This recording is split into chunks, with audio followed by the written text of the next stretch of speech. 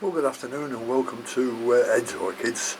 Now it's a beautiful day today here, and it's about only 10 or 11 degrees outside, but beautiful in the greenhouse, and it's really nice outside if you're well wrapped up. And what I want to show you is I don't need to put any netting up in this greenhouse, simply because I'm absolutely covered in trees.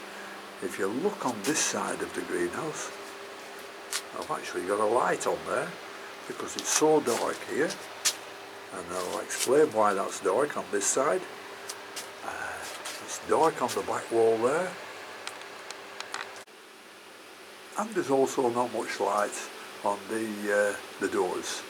This is simply because this is facing due west, and the back of the greenhouse is facing due east, and I'll show you what's stopping a lot of the light coming in. Well, this is right outside the doors, and as I said before, it's facing west, and you can see how it's sun shining on this side. The back of the greenhouse is surrounded by these trees, so there's no light comes in there. And it's dark on this side of the greenhouse because of these little conifers I put in. And it runs the full length of the greenhouse there. So that's why it's dark inside. Anyhow, that's not why I'm doing this video today. I'm doing this video because I want to tell you a little bit about these coconut husks, and also show you a few plants that are in it. Now, these are 4 plants that are either in pure coconut husks or a mixture of coconut husk and bark, and also someone has perlite in them. So we'll just have a look at these and see how they're going on. Well, this is a Paphiopedilum, and it's a cross between Prince Edward of York and I've just forgotten what it was, but you can see it's still damp at the side of the pots, and there's plenty and plenty of roots growing, and that's in pure coconut husk. So that's doing very nicely. And this one's the Brasidium, that's in pure coconut husk and perlite. Not many roots showing down here, but it's growing very nicely on top.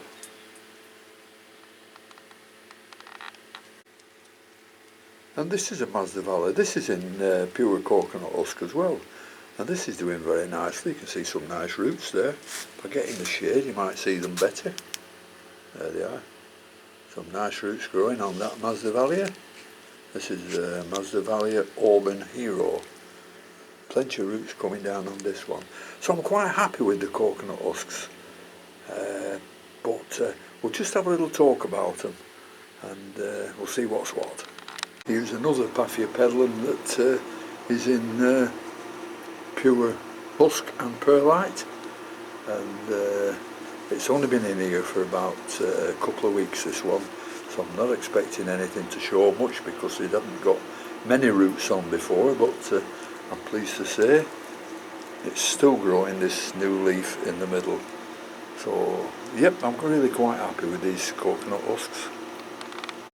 Well, this is my latest batch of coconut husk, and they're in its second soaking, and these aren't putting out half as much tannins into the water or as much salts into the water. I've only just put these in the second soak this morning, so we'll just have a look what the TDS is. So we'll just put the meter in. It's just its second soak, this, and we're on 50 parts per million. So another couple of soaks on this one and this will be fine. Now, if you notice, these are much larger chippings than I have been using, so I'm hoping that these will be fine for the Cattleyas. You know, some quite big chippings in here. You know, much too big for the other sort of plants, but I think they'll be ideal for the Cattleyas.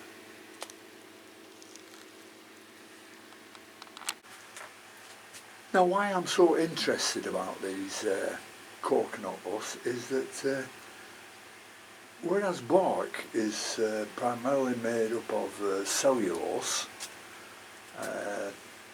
the coconut husks are primarily made up of lignin, which is very, very good for the plants, and it's also virtually fungus and bacteria free, unlike bark. Now, whereas coconut husks are a completely renewable resource and every bit of the coconut gets used, the new husks are water absorbent, so they stay wetter a longer time than bark, which gives the plant access to moisture every time they need it. That's provided you don't let them go bone dry before you re-water them again.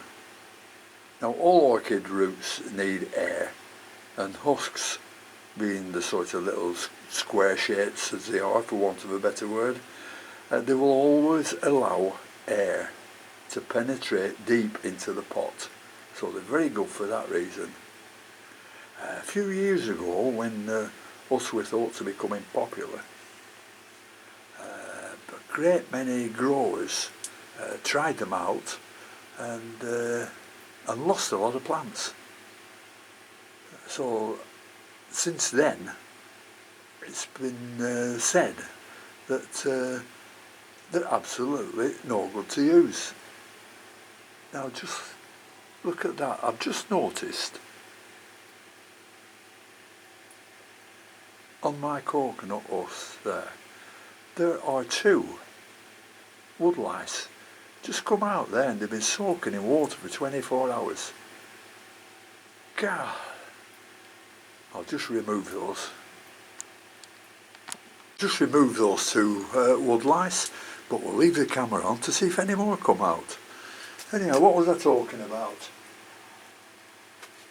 I was talking about years ago when growers started to use coconut husks, weren't they? Well, then they thought they were the bee's knees, and that the coconut husks were the answer to all the prayers of being a good medium. But as I said before, they'd lost a lot of plants, and I don't think they realised then that it was because of the salt content of the husks. Now, there's no such thing as one medium being fit for all plants. You know, if that was the case, then we'd all be growing plants absolutely beautifully. A lot depends on the climate you live in, where you keep the plants in relation to where you live, where you keep the plants in relation to where you get the light on your watering habits. Now, a lot of these growers lost a great number of plants simply because they didn't take into consideration, as I said before, the salt content of the husks. Consequently, the husks went out of fashion because of losses, and these days more and more growers are looking to the husks as a very positive medium, providing the salts are washed out of the husks. Well, to give you an example, I bought some Komodo husks, you know, which are meant for reptile bedding, and I put this in a bucket of RO water, and the total dissolved salt reading after 1 day shot up to well over 800 parts per million. Now, after soaking the product for a number of times in 4 changes of water over a couple of week period, I managed to reduce the reading to below 10 parts per million, which I think is then very suitable to mix, if you like, with lodge perlite or charcoal, or mix it with a bit of bark. I did read, however, some time ago, that one feature of the husks before you clean them is that they have a high potassium content, which is undoubtedly beneficial to plants. Now the soaking will remove the potassium, but using a well-balanced fertiliser when feeding should replace and present the plant with all its natural requirements.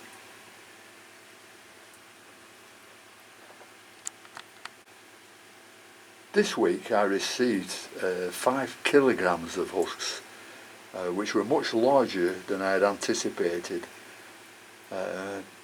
And were said on the label that were ready to be used with orchids. So being me, I had to find out just how much salt had been taken out. Now I must admit that after the first soak, instead of the TDS being well over 800 parts per million as the Komodo was, it was as low as 180 parts per million. I'm still going to give it the full treatment, and it looks like it might be the ideal size for using with Cattleyas. And I've got a few Cattleyas that need repotting. There's these 3, for example, in front of you, that have been in these pots for well over 12 months, and I do like to change the potting mix every 12 months or so. So these will get done, but I'm not going to do them until I know I've got rid of all the salt content from those large husks. That's going to be about another week, and then I'll be repotting the Cattleyas. Well, I've just been looking last night at the Care Collab on Renanthera monachica, and although I haven't got one of those, I have this monachica cross Imshutiana. Now, I've had this a few years. It's flowered numerous times for me, and when it does start spiking, the spike can stick out from the plant for a good metre and have 50-60 blooms on it. Absolutely beautiful. I've neglected this a bit of late. This used to be twice as big as it was, but like a lot of these type of plants, from the bottom upwards, it started losing its leaves. It was well out of its pot, and absolutely massive roots on the outside. So I chopped it all off and I've repotted it in here, and this must be, I don't know, getting on for 2 years ago I think, but I have never ever had a look at this since in the pot, so I might just have a look at it now, because I can't do a full programme on Renantheras. I haven't got that many of them, so let's just have a quick look at this. I don't think they like angraecums where it upsets them, because these are, I think, in the wild, they are epiphytes, aren't they? Anyhow, we'll just have a look and take a chance. Yeah, and the pet name for these, call it a pet name, is Renanthera Tom Thumb. Now, if you said Tom Thumb, I would imagine a small plant, but this has been up to 3 feet at least. So Tom Thumb don't really come into it. Anyhow, we'll have a look at this. I'll not take it out completely, I'll just move some from the top. To see if we can see any roots.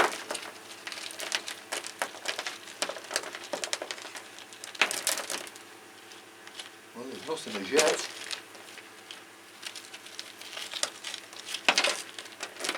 So if there's nothing as yet, I'm not disturbing anything.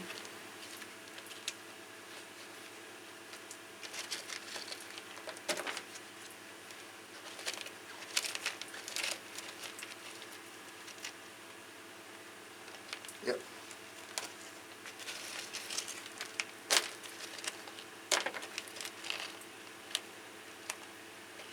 Yeah, there's some nice thick roots down there. Just get the camera and show you. Yeah, there's a nice thick root there, hard as iron. So there must be some more somewhere else, but I'm not going to unpot it. Excuse me, I'm just going to put all this back in and put it back where it was. And hopefully it'll do well, because it's flowered from here. That's not the first flowering. It might be the 5th or 6th, because I chopped a lot of them off. Flowered from there, flowered from there, flowered from there, flowered from 2 of them here, and flowered from there. So the next one should be coming quite shortly, from up here somewhere. Anyhow, I'm sorry I missed the care call lamp, but I thought I'd just get in on the back end of it and show you this.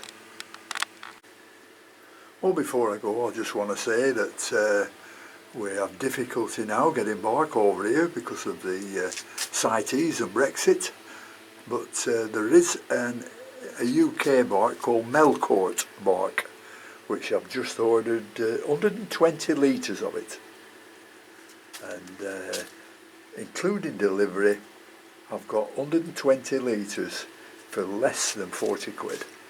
So what I propose to do with that is I'm going to repot all my Phragmipediums in it before I put it on the drip system. So that's what I'm going to do.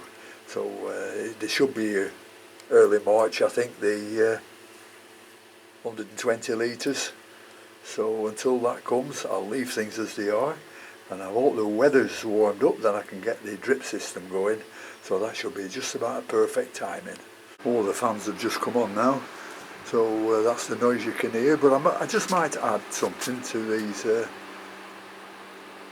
Phragmipediums, is that when I get them on the drip system, I'm going to put 4 of them on fish, blood and bone, and I'm going to give the others absolutely nothing. So in 9 or 10 weeks, come May, I'll check the roots on a couple of them and see whether the fish, blood and bone is doing better than giving them nothing. 1, 2, 3. So if you can imagine yourself being an orchid and you're hanging from a tree somewhere, how often do you get calcium, magnesium, potassium? Not very often at all. So we'll see how it goes by giving them absolutely nothing.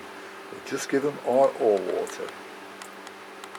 In fact, it won't be RO water, will it? It'll be the wastewater from the RO unit. That's what I'll be putting through it, putting through the drip, and that comes out around about 120 parts per million. So we'll see how it goes. Well, the only thing I have left to do on this video is to thank all my subscribers. If you haven't subscribed, it's easy to do so. You just click on where it says subscribe, and that'll be most appreciative.